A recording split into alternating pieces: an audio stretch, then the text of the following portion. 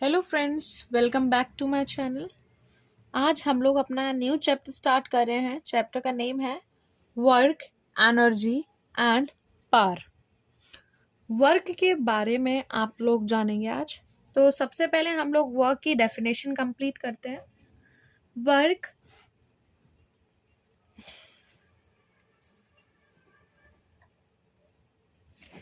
अगर किसी भी बॉडी पर आप कोई भी फोर्स लगा रहे हो, कोई भी बॉडी है और आप उस पर फोर्स लगा रहे हो, और जब आपने फोर्स लगाया तो वो बॉडी कुछ डिस्टेंस मूव हो गई।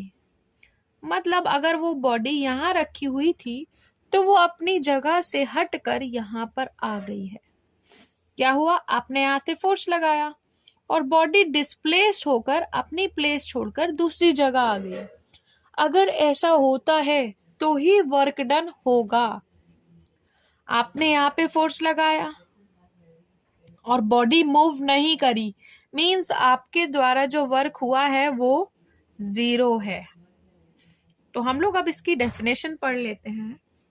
Work is said to be done only when force is applied on a body, force is applied on a body and makes the body move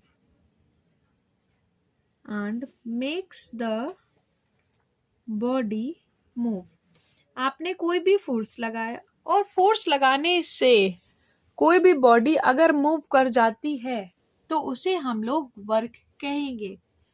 let's see, एक दो example कर लेते हैं। कोई car खड़ी हुई है और आपने क्या किया? आपने उसको क्या किया है? पुश किया है। पुश करने से क्या होगा?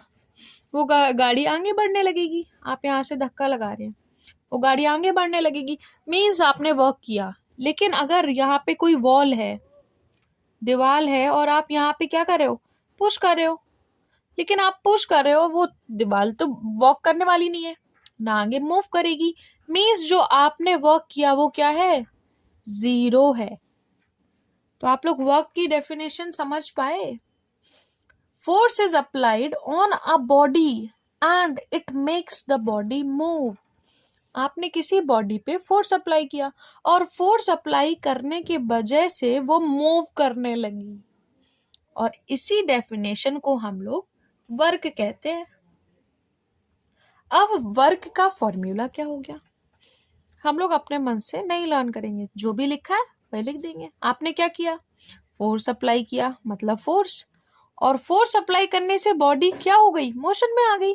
मतलब जितनी डिस्टेंस उसने, जैसे आप यहाँ पे ऑब्जेक्ट रखा हुआ था, आपने यहाँ से फोर्स लगाया, फोर्स लगाने की वजह से बॉडी ने इतनी डिस्टेंस चल दी और वो बॉडी यहाँ आ गई। मतलब जो ये डिस्टेंस कवर करी है बॉडी ने, उसका मल्टीप्लाई कर दो आप लोग, तो ये बन गया आपके वर्क का formula. Work done equals to force into displacement. F क्या है आपका? फोर्स है। एस क्या है आपका? डिस्प्लेसमेंट है।